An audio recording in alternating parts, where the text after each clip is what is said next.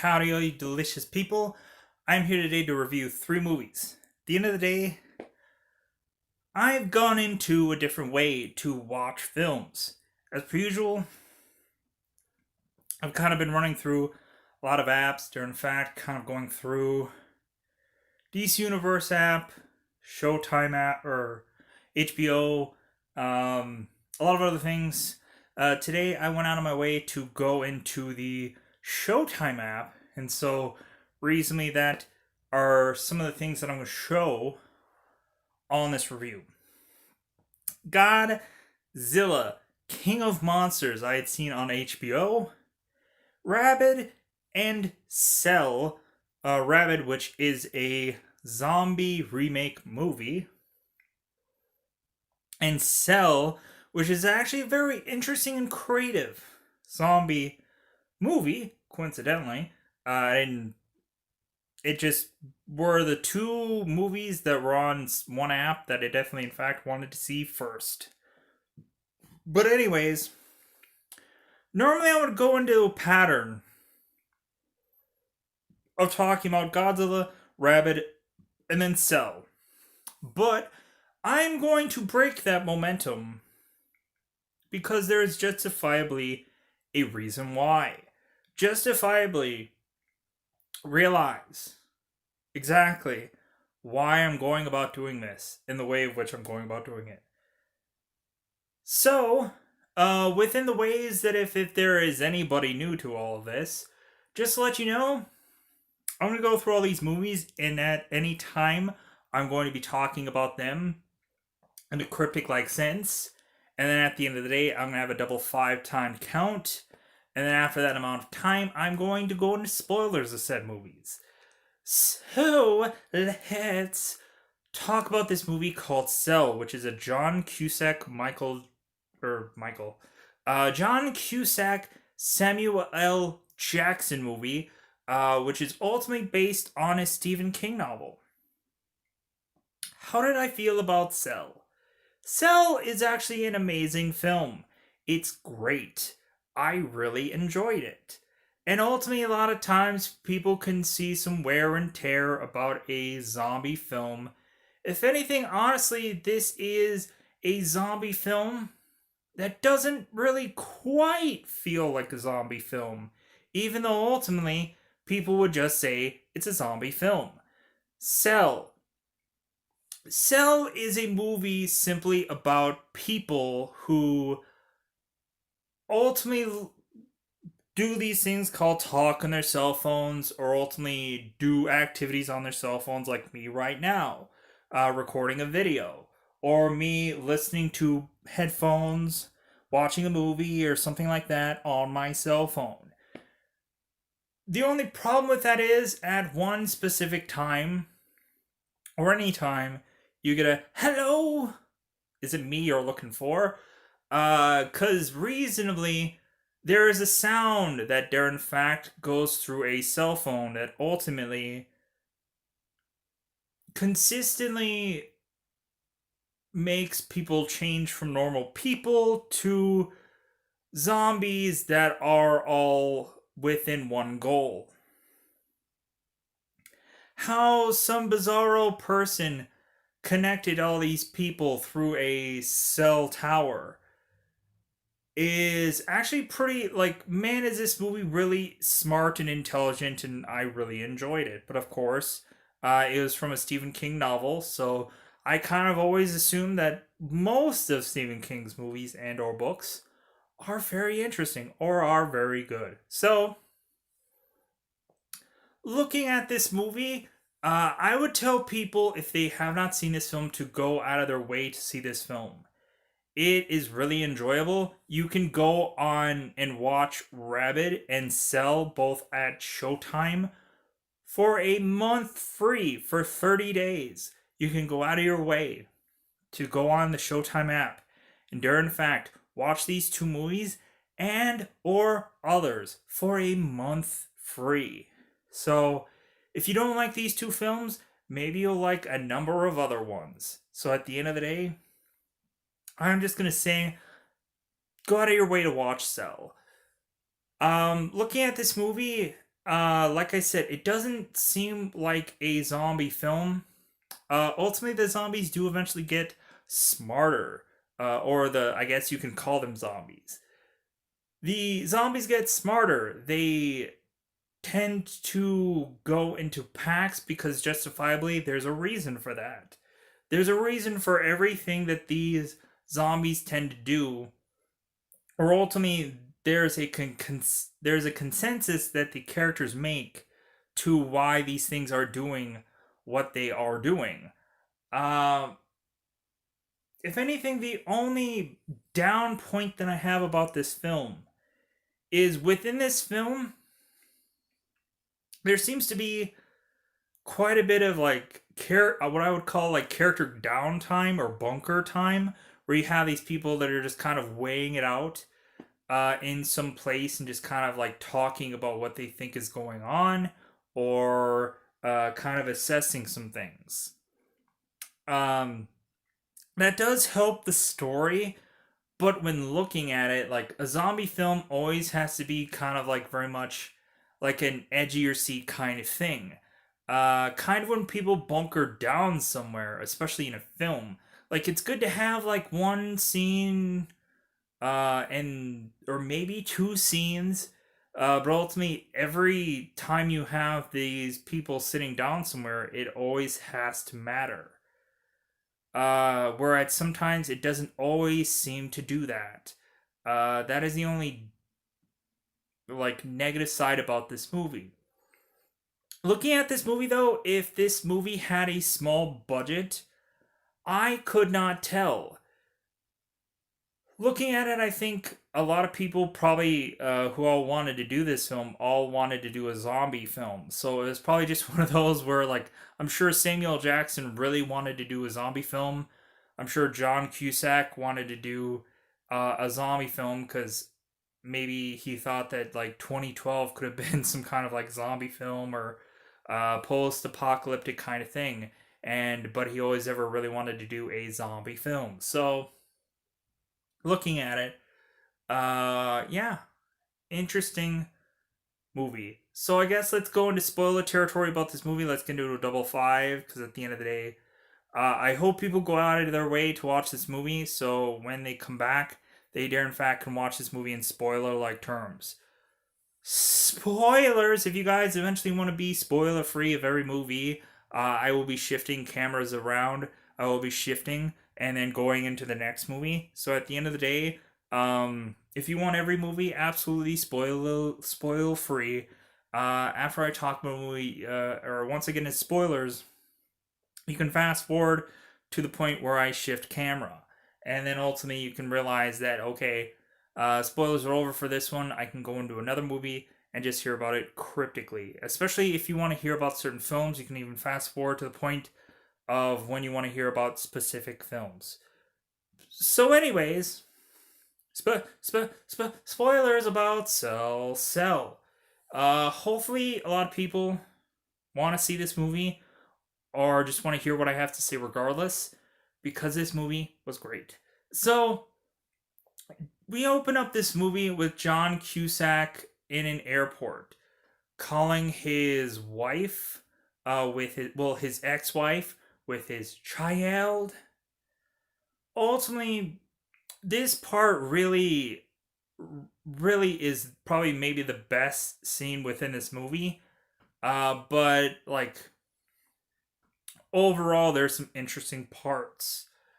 So ultimately, John Cusack is ultimately going to like call his ex-wife on his cell phone.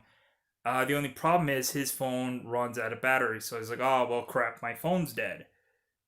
All the while, his phone just coincidentally had to be dead at the right time. Everybody else is starting to have these bizarro like seizures, and they're starting to foam out the mouth. And John Cusack is looking around like, "What the f is going on?" Realizing that every single one of these people at the simultaneous time are all on their phones or doing something with them. So we have it to where everybody in this airport is starting to run wild.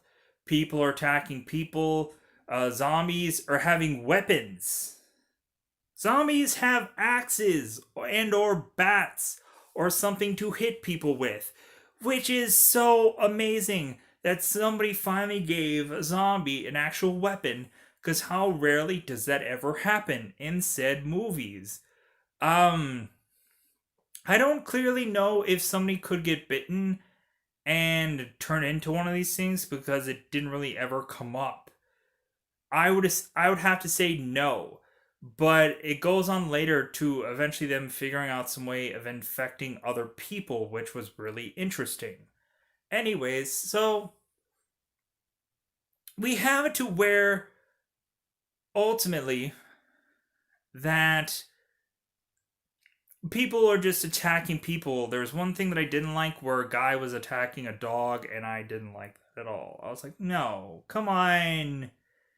But anyways, just to show how like crazy this whole scene was. The cool part also was behind John Cusack, like planes were crashing into one another, and that was pretty awesome. I was like, oh my god, like all kinds of craziness is all going on, and it was pretty awesome.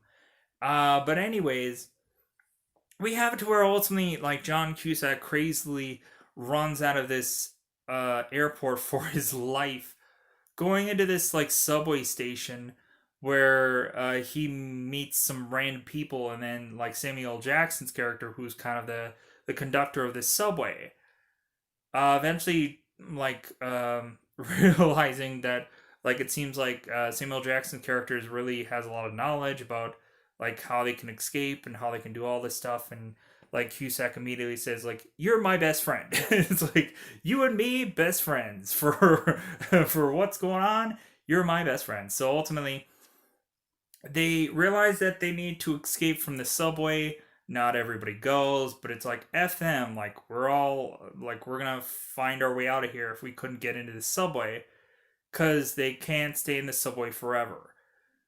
Ultimately, Samuel Jackson, John Cusack, and I guess you could say DJ Liquid all make it out of the, try to make it out of the subway. They don't realize if these people that are outside the subway are zombies or not. They're not quite sure if they should use their phones or not. But anyways, it ends up that DJ Liquid, sadly enough, gets perished by an axe in the chest. Well, man, I felt so I felt so saddened by DJ Liquid becoming Liquid because he was dead. So, anyways, Cusack and Samuel Jackson escape, ultimately leading to them eventually scrambling to get into their hotel, all the while realizing that like the zombies tend to very much hunt in packs. In fact, whenever one zombie sees one person, especially on a motorcycle, they all attack the person all at once, which is really interesting.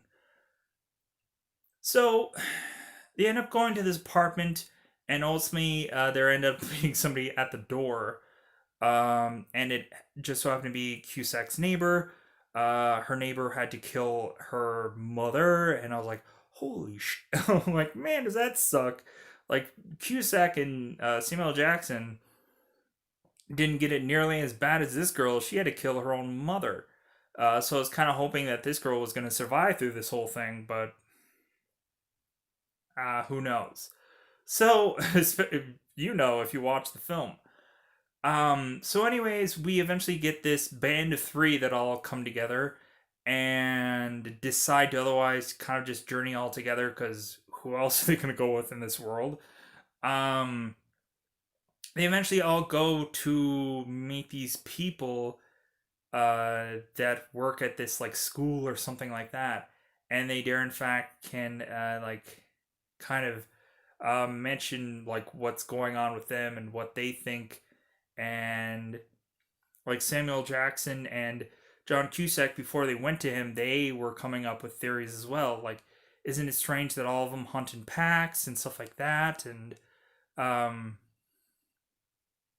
like it's so uh, like it's so like weird what with was all going on and stuff like that, and they're trying to tell one another their backstories about what like led them before, like what there's like, hey, I gotta get back to my wife, or hey, I gotta get back to like, hey, I might as well go with you because I have nothing else better to do. Um, kind of brushed them ultimately getting these two, this elderly man and this kid, ultimately realize that there's just a bunch of zombies all laying on some football field, just waiting to get burned up. And that scene is pretty cool too. Leading them to eventually, the elderly person ends up getting killed because stuff started going sideways. Leading them eventually, um, the three, the girl and Cusack and Samuel Jackson, before they end up meeting these other two, they start to realize that like once one zombie sees a person, they have to send everybody to attack that one person as a group. Evidently, they have a shut off cycle to realize they only have a certain time of the day to otherwise attack everybody. It also seems like everybody is dreaming about the same person in a Freddy Krueger like style. Everybody who is uh, awake and or human are all dreaming about this bizarro Freddy Krueger esque like guy in this red hoodie. In Cusack's dream, evidently his ex-wife is giving a blowjob to this hoodied guy, and that was kind of funny. But anyways, so we eventually get to the point where after they kill all these people in this football field, and that goes horribly awry, killing the elder. The now four of them with this kid all go to eventually this bar. Eventually, again for just another like bunker down point. But really, I didn't quite really understand the scene. It just kind of felt really pointless. To have people that were just kind of drunk, or just to have kind of people that were kind of dumb or very drunk or whatever. It just seemed like a complete waste of time. The only good thing about this movie was eventually we found out that the zombies could infect other people because they could transmit the sound to infect others, which was kind of interesting. Um, so yeah, that was kind of cool.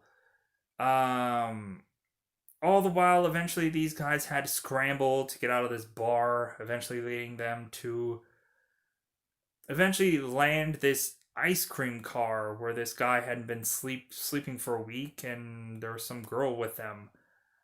Ultimately realizing that the girl that was with Samuel Jackson and Cusack died at the like by the bar, and they had to like bury her and whatever, which was kind of sad and that sucked.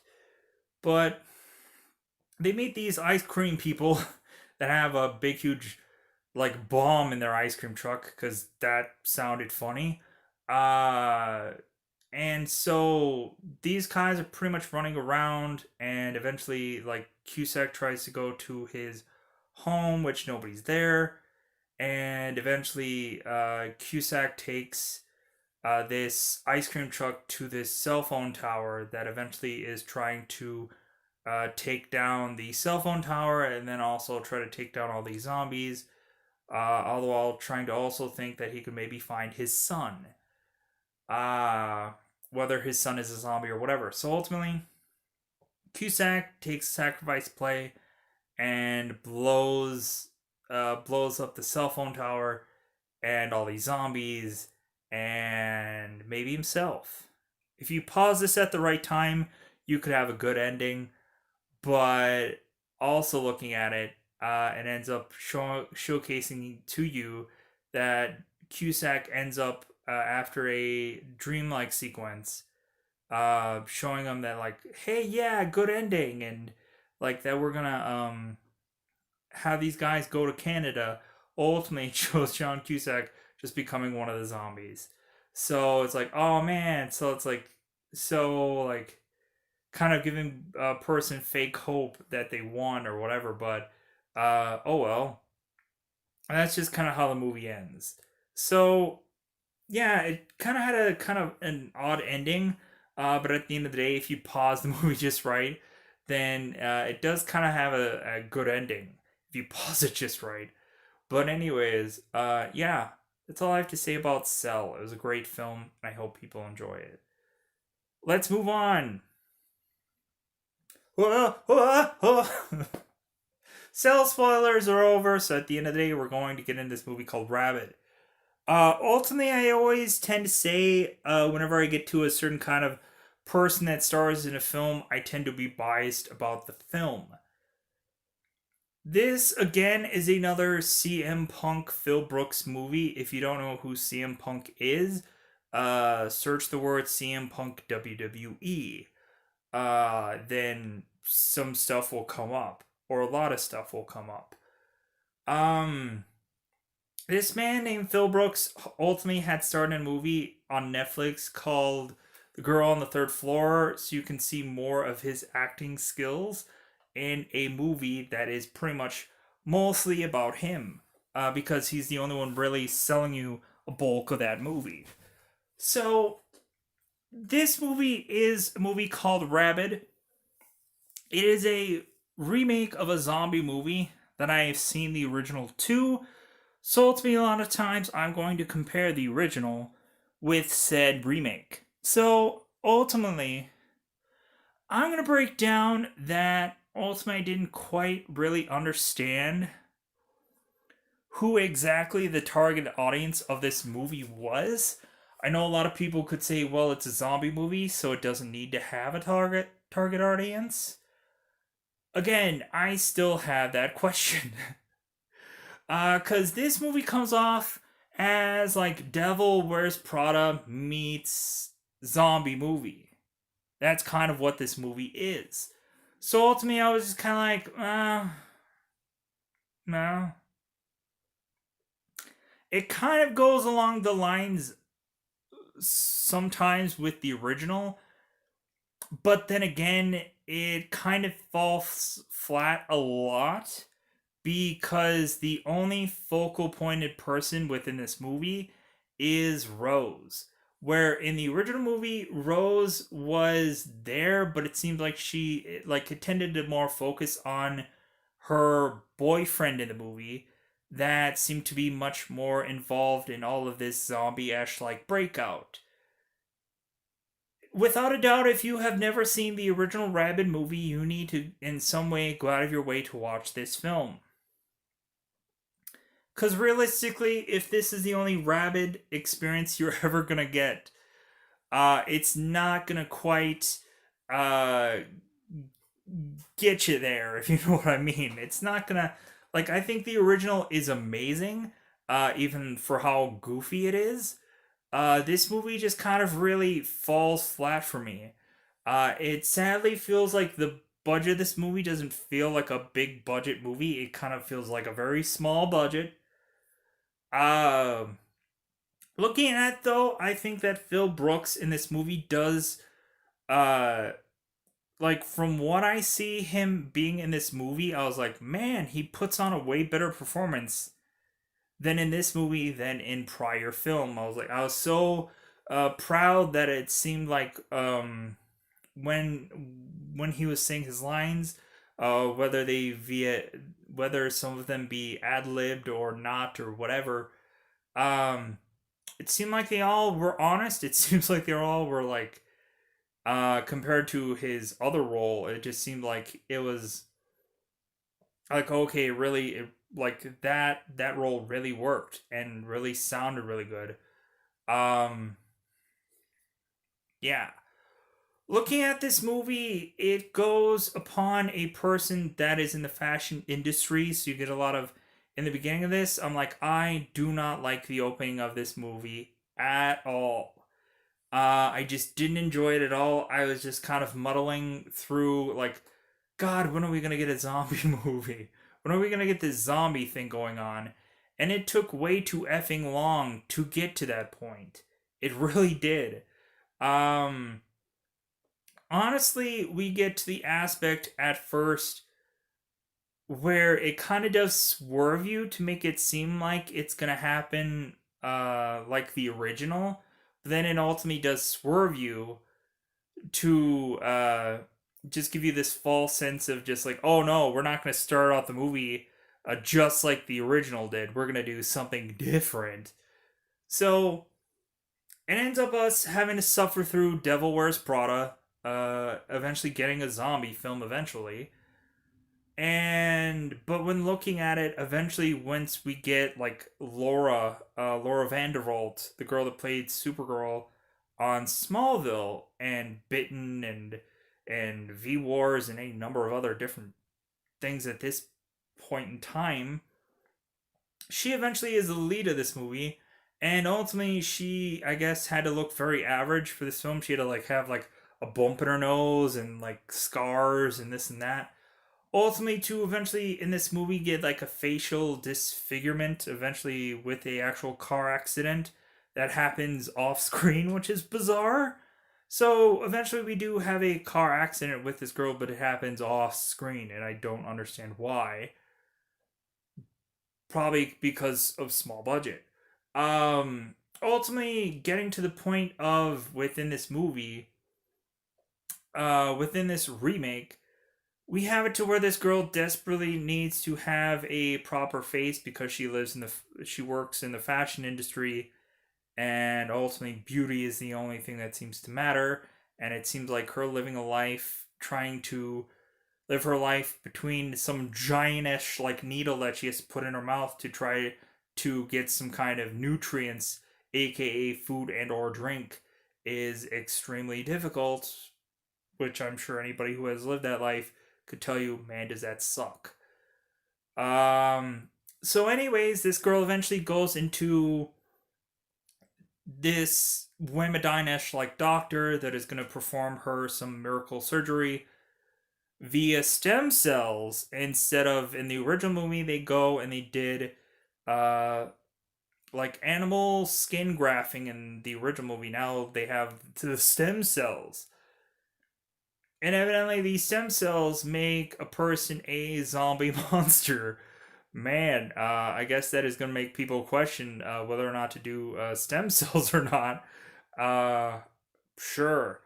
Anyways, so this girl looks all fine and dandy, and man, even her questionable boyfriend that only evidently likes this woman when she's attractive uh, doesn't really give her the time or day until this girl looks attractive, and then he's like, oh yeah, I notice you now and I want to go on dates and I want to hook up. And even when eventually you turn out to be some kind of armpit dick monster, I'm still with you. But anyways, so yeah, I'll explain that more in the spoilers, which I'm kind of getting to that point almost about this time.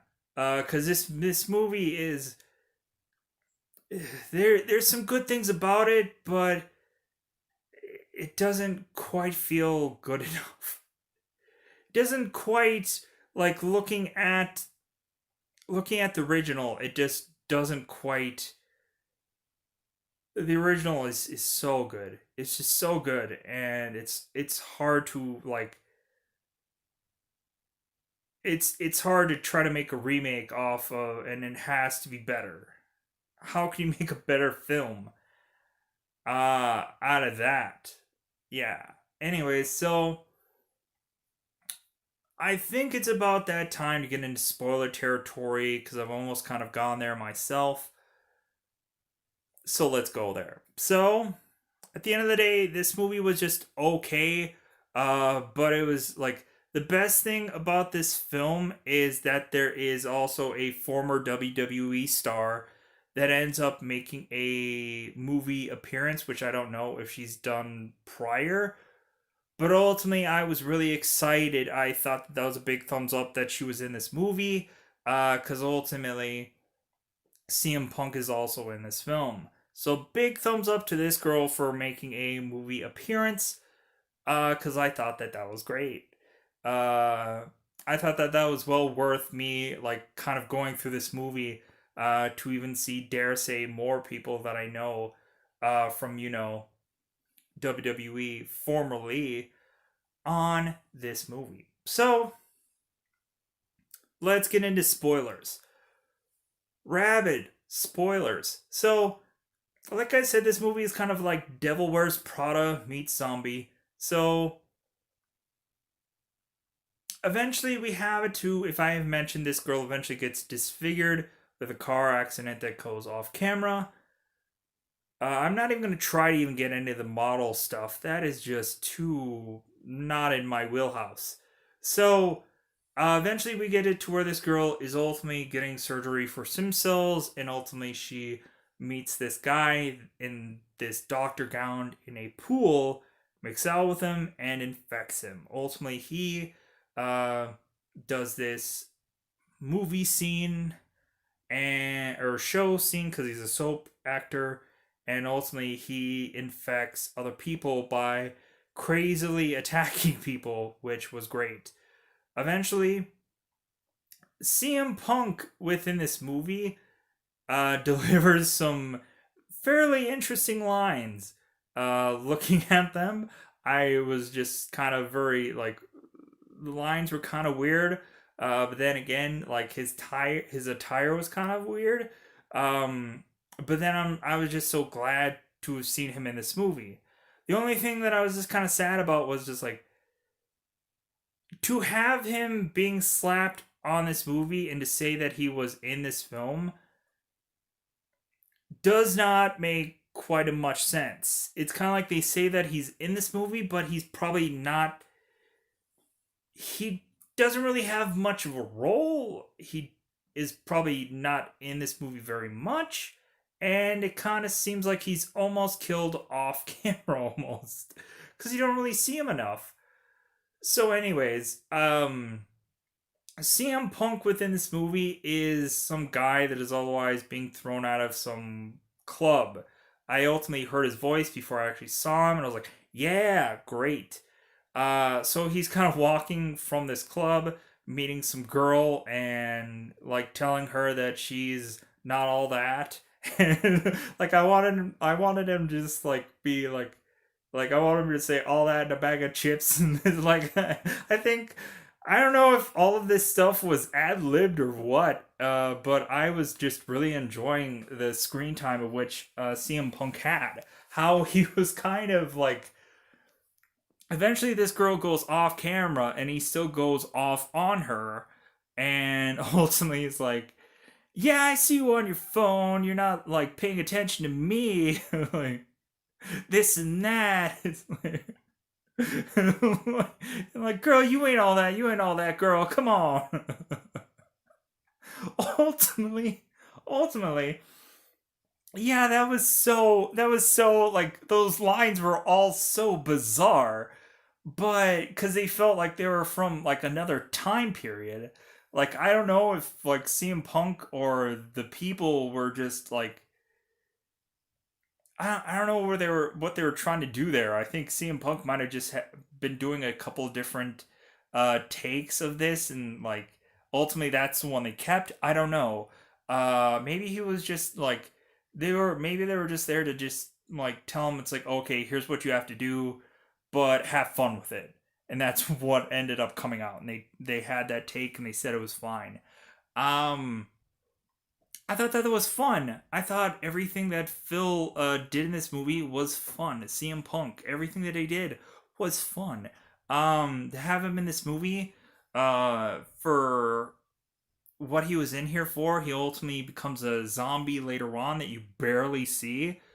He smashes through some window and ultimately starts attacking people, but then quickly gets taken out by some fire extinguisher that didn't make any sense, because it was just like, oh man, like you barely even get to see him. Like he barely gets to show you like zombie stuff.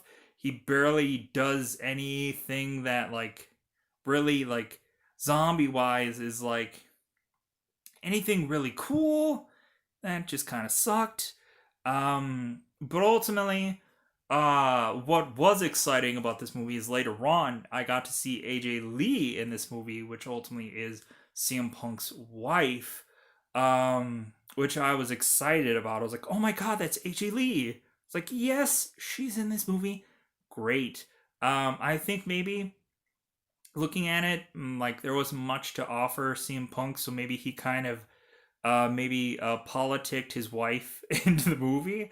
Maybe probably said it's like, hey, like if you want to just kind of give my wife just kind of anything, like she'll just she'll just steal the show. It's like if anything, if she can be in the background of something, and they ended up doing more than that, they ended up giving her lines and stuff like that. But I don't think CM Punk probably had to politic his way for his wife to get in the movie, because I'm sure AJ Lee would have definitely got some um definitely got like roles for movies regardless. But anyways, it's just an easy thing to do.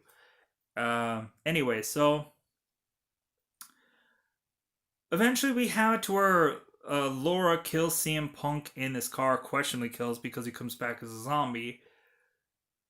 She ultimately, bizarrely, kisses people and infects them by her kiss, realizing that there's something underneath her tongue that is kind of like some kind of snake thing going on, but also she has this like dick thing coming from her armpit, which is like weird and wild, and just flings out of there like a weird, bizarre-ish like extension of her armpit, which is weird. It's like some weird, wild dick thing that's coming out. I don't want to say dick too much, but good God, that's what it looks like.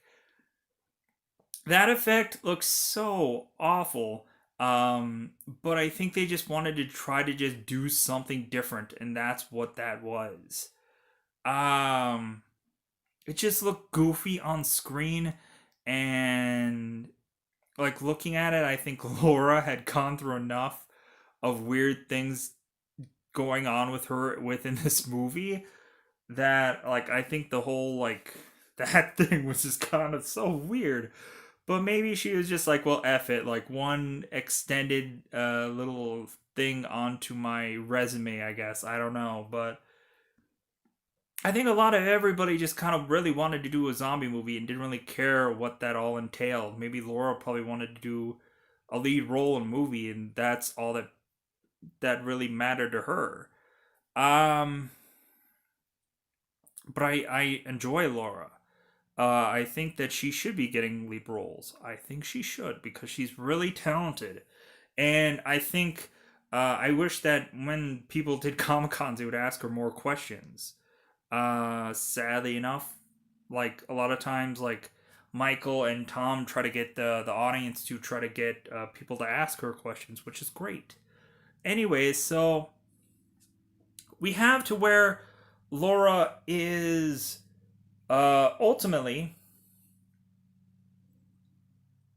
and bizarrely going and trying to do fashion, going back into fashion because ultimately she goes to this nightclub where her former or you can barely say former because it seemed like she never really lost the job, but she was never at the job, so she was gone.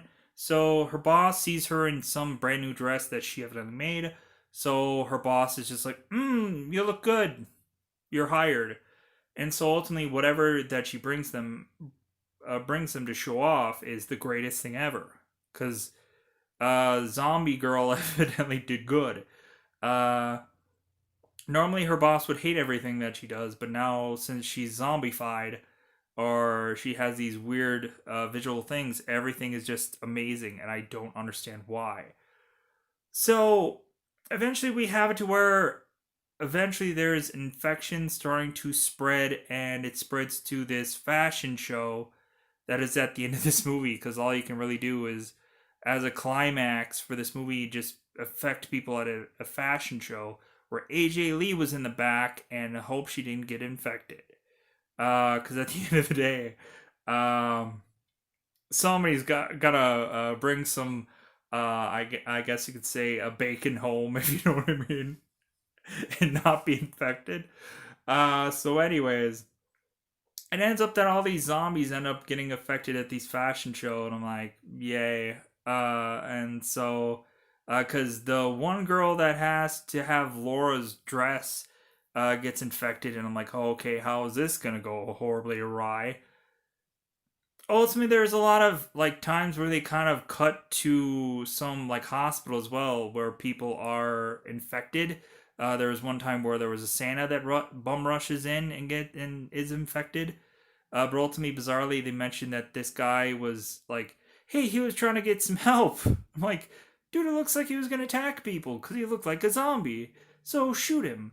I don't know why they were kind of trying to helping all these zombie people. I didn't quite get that, but anyways, um, ultimately we have it to where dare say the doctor meets with um Laura and her boyfriend, which I guess again her boyfriend is really protecting her even when she has this bizarrish dick flinging around and he injects her with something and then puts a coat on her and then grabs her and then brings her to her show, which I'm like, you know what, if I'm seeing some weird bizarrish thing coming out from my girlfriend that doesn't seem normal, seems a little freakishly abnormal, and I mean like could kill me abnormal, I'm not, no not happening. um yeah, that seemed like a big old nope for me, but I guess for that guy, otherwise I guess uh he had some points to earn back with his girl for reasons I don't quite understand. Anyways, so we have to eventually where these people are all meeting in this doctor facility, and eventually you finally realize that Laura and said boyfriend are in a room with some bizarro zombie thing on this wall, and it doesn't make any sense. And then the doctor kind of mentions that like he was always hoping that like this thing would happen, and with all these stem cells, all these crazy things would happen, like people would be immortal, this and that, and that protein shake was actually that the doctor gave her was just human blood, and she was hoping that she wouldn't spread this infection because ultimately, if she just drank this human blood all day, that she could be okay. But anyways, it gets to the point where like Laura tries to sacrifice herself because her boyfriend ends up dying. And so she tries to kill the bizarrish zombie thing on the wall and then tries to kill herself. But it ends up that she couldn't kill herself because she was eternal, because she was a zombie. Blah, blah. So eventually the doctor wakes her up and Laura's like, "Oh, I can't kill myself. Oh, woe was me." And that's how the movie kind of just ends. And I'm like, that is kind of stupid. I'm like, so looking at the very first original movie and then looking at this one, like a drastic difference in movie. Man, there's so many like side things going on that had absolutely nothing going on with some main characters at some points and this and that. It's almost like they could almost have tried to almost kind of do like the original movie, but the only problem is they focused so much on Rose and didn't have a side character that could go through the whole entire levels of infection that her that the boyfriend was in the original movie. And I think without that person and just having Rose being the focus, that's where the movie completely falls flat. So, yeah, it was just disappointing. I was kind of hoping for another really great zombie movie after watching Cell, and this kind of just didn't quite sell me for a better remake, sadly enough. So moving on. Spoilers are done for Rabid, I guess. If you guys listen to all of this stuff regardless, let's move on to Gojira, King of the Monsters. I say Gojira, or I say Godzilla, or I ultimately say some kind of goofy name of Godzilla because I don't want to say just Godzilla. Because really, at this point of time, there have been too many effing Godzilla movies or shows or whatever. Looking at all the freaking many of them, looking at even Shin Godzilla, which I have seen, and eventually I might have should have, or I should have just reviewed that, but I didn't feel I should have gone out of my way to do that. We have Godzilla, King of the Monsters. I guess this is a sequel from the Bryan Cranston movie, which you could have barely seen what is ever going on within that film. Because monsters all were attacking monsters at night, and I couldn't frickin' see a goddamn thing. Speaking of seeing a thing, remember in all the other old Godzilla movies where it seemed to be the focus was on Godzilla?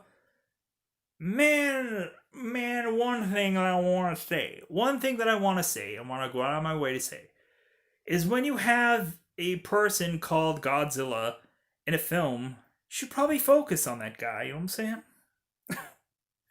When you had the movie Kong, you focused on said Kong person.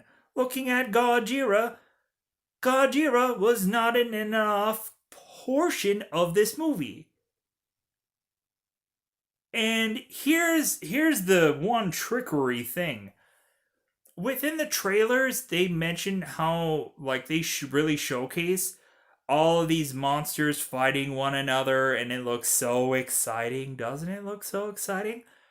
The only part that they pretty much don't show at all is all of the people, all of the people that have to watch over, say, Godzilla in a very Star Trekky like manner, where everybody just has to have camera shots of them going, "Oh wow, cool, Godzilla," and this and that. You have like Star Trek meets Godzilla in this movie, where it seems like the Star Trek people are the main focus, aka the normal people with these bizarrish like equipments, and then you have Godzilla that is just kind of a thing in this movie, but really, what kind of a thing that he actually is on a map somewhere or on a graph somewhere. Hey, is Godzilla alive? Let me bring up his heart monitor. Yeah, I think he's alive. That's Godzilla for ya. Godzilla is not in this movie nearly enough. This movie is 2 hours of rough justice to ultimately say, I did not get enough Godzilla in 2 hours of time. For them ultimately to just keep scrambling and talking about what's going on, ultimately, there are some monsters that are showcased in this film that don't even have screen time. There are monsters that are presented that are just thrown in here at this point that might have had some pre things going on in Godzilla, like past tense, but they don't actually have camera time. They have seconds upon seconds of camera time, and it only seems like two creatures. Maybe you can kind of maybe say three, maybe four, are maybe used in this movie, but it seems like too much of the focus is the actors that were paid to do this film.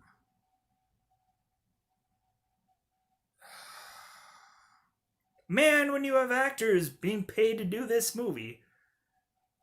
So here's the thing. You have one guy that was otherwise from the Peter Jackson uh King Kong movie in this film, which ultimately I like the actor.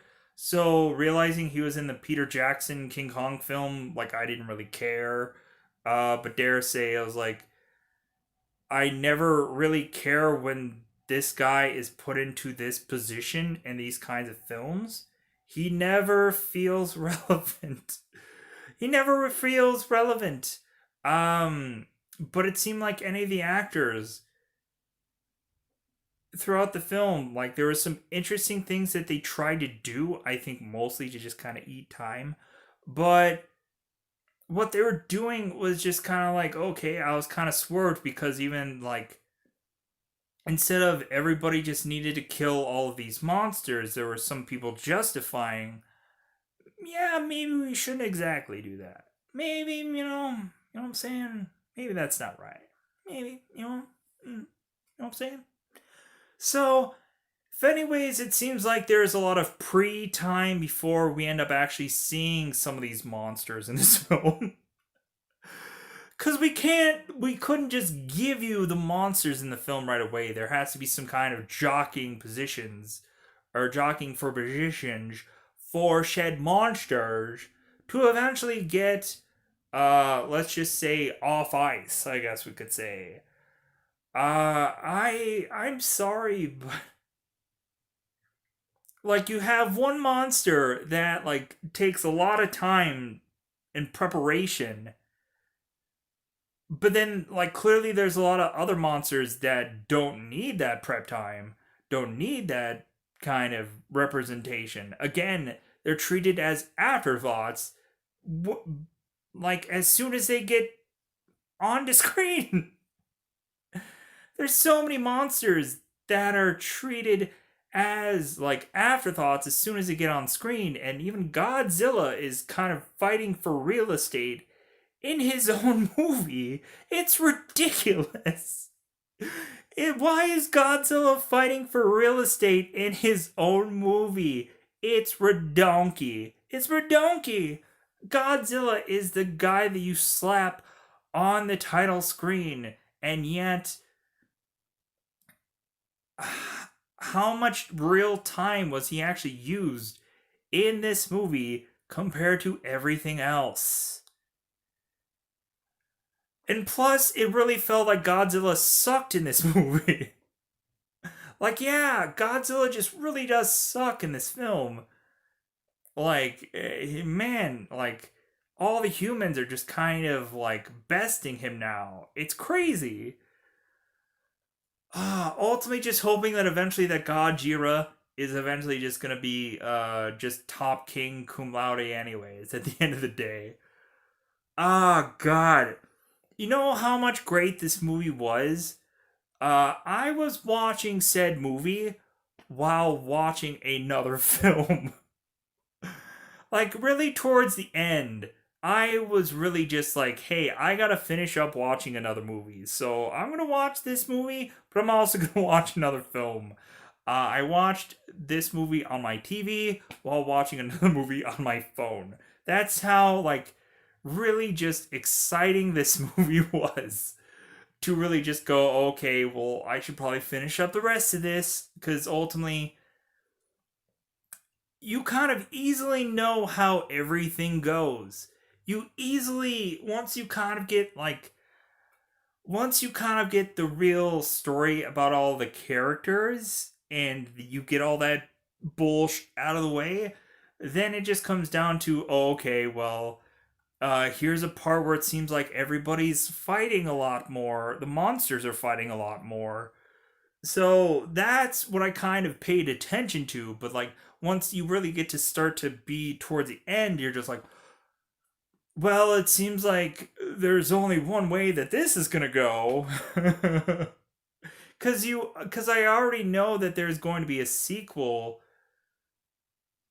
There's already going to be a sequel to this movie. There's already going to be a sequel. So gearing it up to figure out what happens in this film, like coming to this film really late is a, is a negative thing, but it's like this movie was not that good. It was not a good Godzilla film, and there hasn't been a good Godzilla film, and I don't know how long at this point. Uh, I think Shin Godzilla actually was better than all the other Godzillas, and I couldn't even say that that was really a good film. Um, it just wasn't.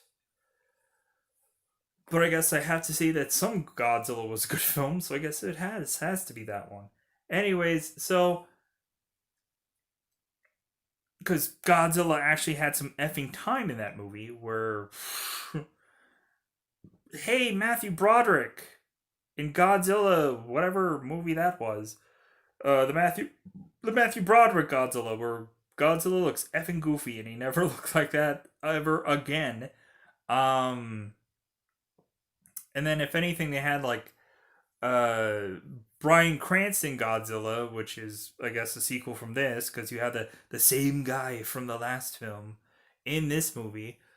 So I guess that has to say that it's a sequel, but at the end of the day, I don't want to say that that's a sequel because that movie sucked. Because reasonably, I hated the aspects of the actual Godzilla parts, and I hated that movie altogether. This movie is better than the last Godzilla movie, but ultimately, I can't say altogether that this was a good Godzilla movie because Godzilla wasn't in this movie enough, and neither were any of the monsters. It was all, again, about the journey of these stupid people that I could not care. Sciency words! Sciency words. I have to say more sciency words while looking at Godzilla from a map or a screen or some other stupid thing. That doesn't make sense for an action film. It kind of reminded me of the Bourne Identity movies, or the Bourne Supremacy movies, or the Jason Bourne films, where ultimately later on, instead of talking about Jason Bourne, they end up going into meetings and just kind of really assessing how this Jason Bourne thing is really getting out of hand and how, man, does this Jason Bourne guy, it really sucks to have him in our lives. Instead of actually getting to Jason Bourne whipping some full sail ass. No, let's have a meeting about him. Let's talk about Treadstone for the 18th time. To where they even had to do a Treadstone show. That didn't make any sense. And supposedly didn't even have any ties with Jason Bourne within it, which made no sense. So, I apologize for that cringe, like, is just, So, Godzilla, King of the Monsters, I guess, begrudgingly, I guess you can ultimately just kind of say, go out of your way to watch this movie because it has word Godzilla in it. But I don't like I could honestly say that there's some interesting going things going on with some of the monsters in this movie, but it doesn't ultimately feel worth it to watch. It doesn't. Altogether it doesn't feel worth watching. Like I would rather just skip to every single scene where Godzilla is doing something. Or some monster is fighting something or doing some if you could kind of edit this entire movie not involving every single one of these people in it and just have everything that every scene where a monster is fighting said monster or coming out of somewhere, that is all you need to see. So you could really skim down this entire movie to just see all the monster fighting because that is the most interesting thing of this entire film. So let's going to double five time. If I kind of haven't spoiled this entire movie, at the end of the day, I just want to say, wasn't that good? And at the end of the day, I'm sure probably a lot of people would say that as well. For people who actually went out of the way to actually see this film, I actually went out of my way to see it for free. So it wasn't some complicated thing for me to do. So, spoiler time, spoiler time. It's that time again to spoil and ruin this movie. Because at the end of the day, I think there might be more negatives about this movie than positives. So we have the girl from Stranger Things that is in this movie for reasons I can't understand why. Justifiably, she has some tying into the ending, but why was she even in this film? Sell tickets? That's ultimately what I have to say. A way to sell tickets. That's what that was. Because you have it to where you have a mother and father who evidently lost a son that I guess happens off screen, I guess. I don't know. So, Godzilla ends up crushing through a town where husband and wife and Stranger Things girl are at, and boo hoo for them.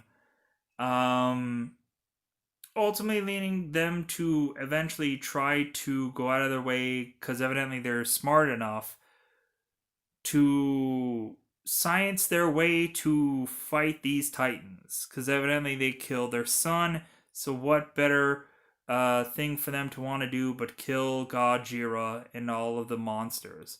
The only problem is that the mom side of it wants to unleash these titans because she feels that the human race is kind of destroying this world and the monsters can bring it back to prominence, while the father wants to just kill every single titan, even if it is on their side, even if it is Godzilla that seems to be the good guy, I guess, fighting against all of these ugly mother looking monsterish things that again don't really get screen time except for probably the one that's right on the screen here, the three-headed monster thing that I think it's called like Mantra or something. I didn't really care to dare say learn any of the monster names.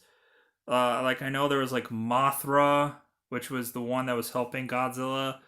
There was some mammoth creature that never had any screen time. I know there was some like pterodactyl looking thing that had some kind of name, but I don't know what it was because I didn't really. I don't really care for any of the. I don't really care for any of the Godzilla movie monster names, but when there was so many of them there, I was like, well, clearly there's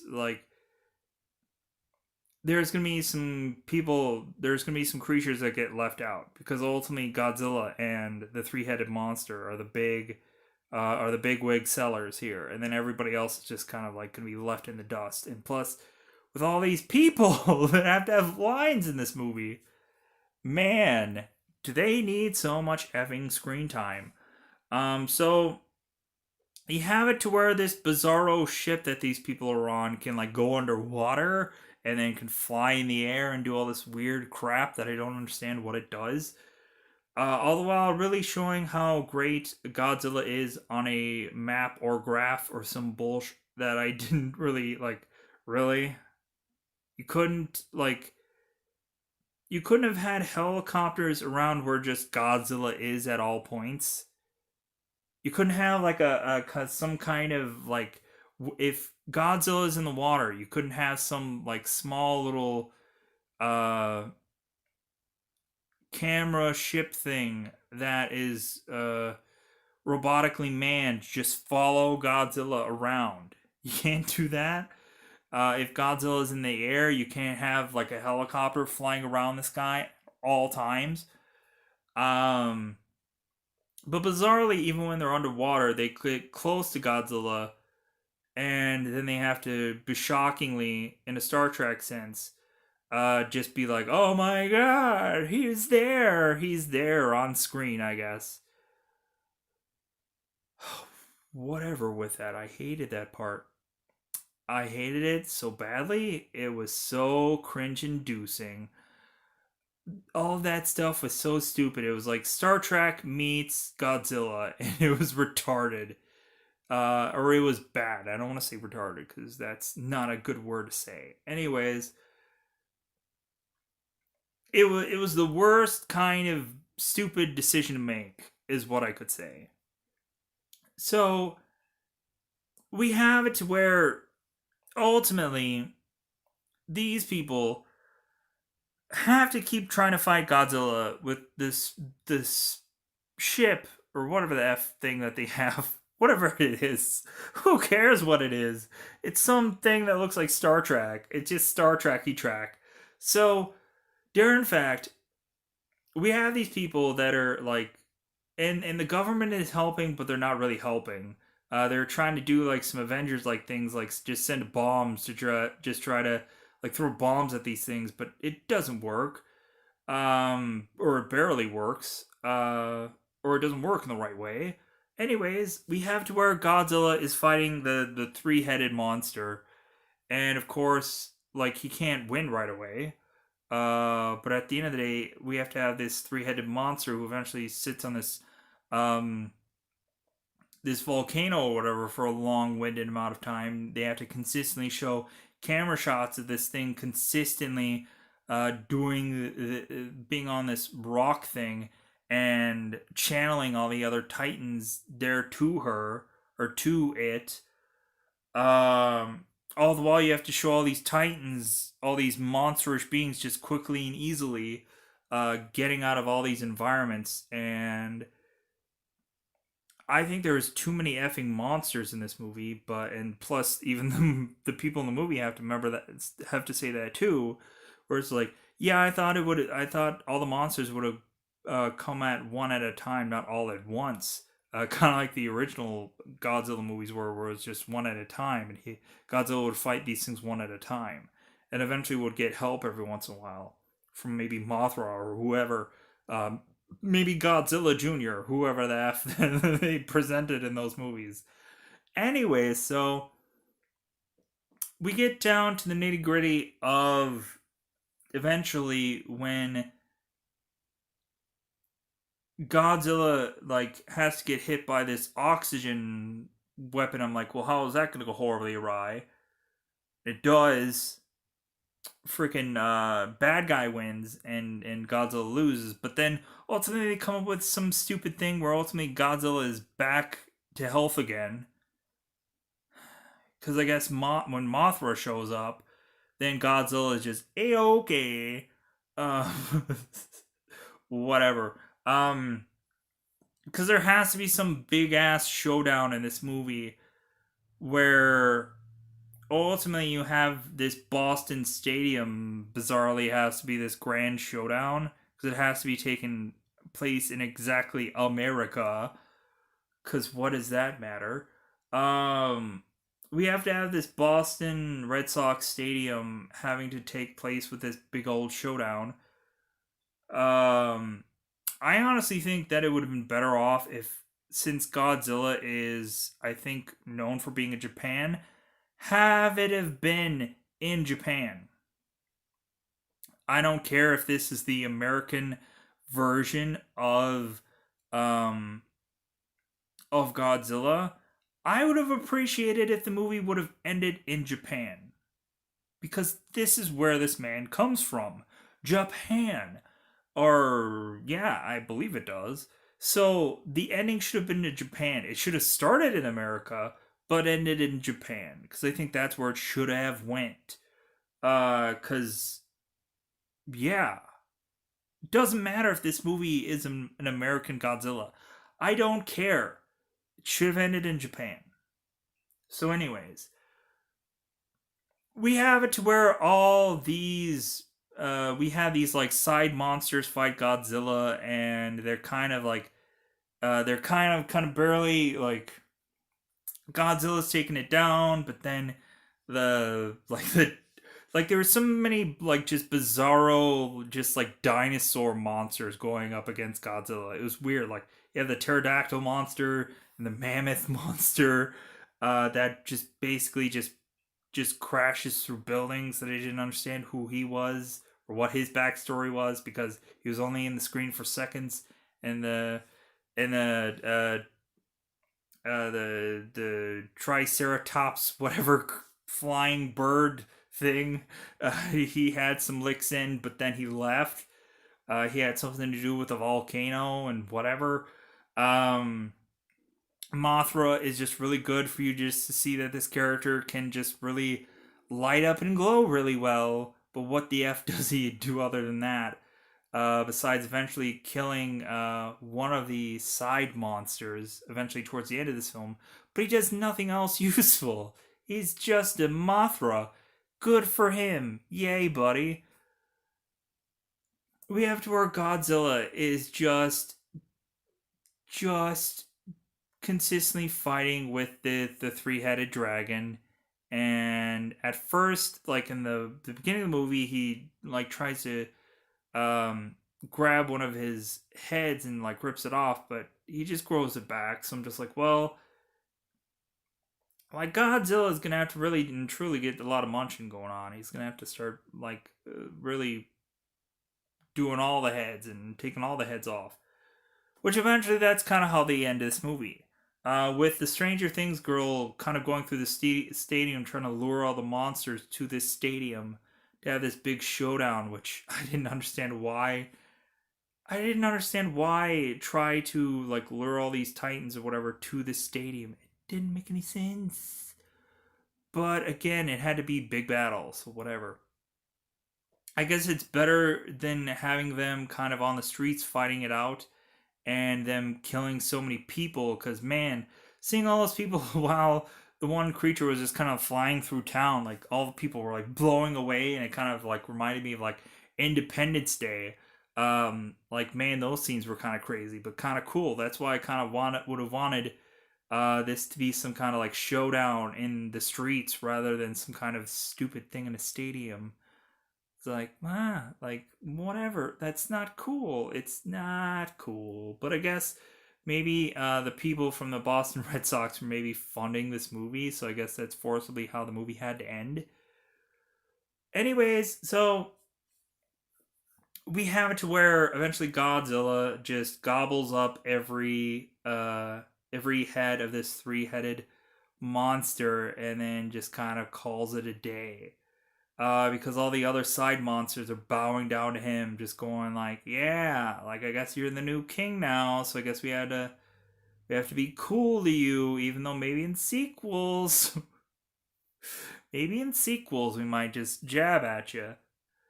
I don't know. That was just so like it was so dumb. That ending was dumb. The movie just felt like eating of time. Um, Looking at it, it was just like, and I know what the sequel of this already is. I know it's gonna be Godzilla versus King Kong. We've already known that they're technically at this point of the time that I'm recording this. There's computer digital delays to get that movie out, so they delayed the date of that movie. So I'm like, well, this movie was gonna be garbage regardless. And I think because Sonic said that they were gonna have delays, so ultimately Godzilla and King Kong was ultimately just saying, well, we have a shitty movie on our hands, so we're gonna delay it regardless, and still give people a crappy movie. Um, so I hope people like a delayed movie that is not gonna be good anyways. Cause I can't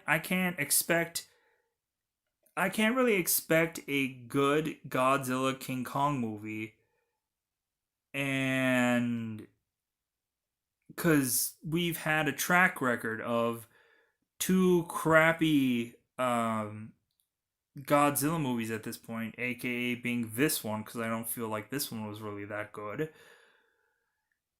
And but I thought that Kong was pretty good. I thought Kong was a decent film. I wouldn't say it was great.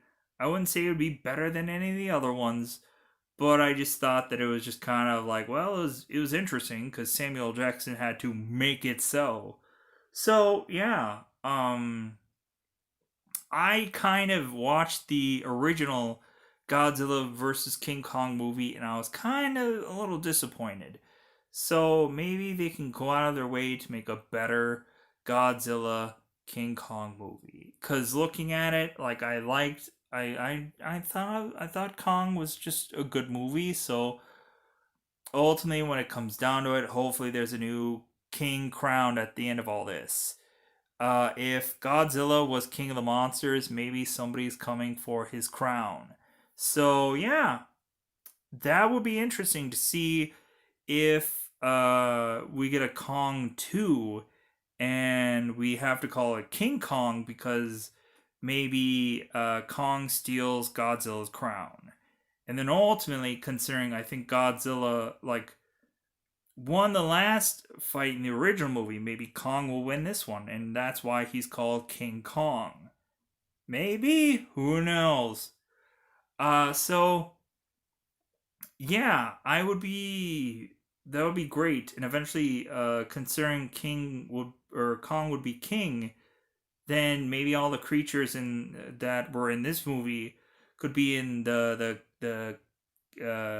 Kong 2 movie, where they could have maybe much more relevance in the Skull Island or wherever the F he ends up going to, or this and that. So yeah, I guess I could be more optimistic about the King Kong versus Godzilla movie than this movie, because um yeah, I hope Kong wins. I want Kong to win. I do. Because yeah, it would make for an interesting sequel to a Kong movie rather than giving keeping Godzilla with some title that I don't think he really deserves, because he hasn't really put on a good movie. So I'm gonna get out of here. Goodbye, everybody. Bye, everybody.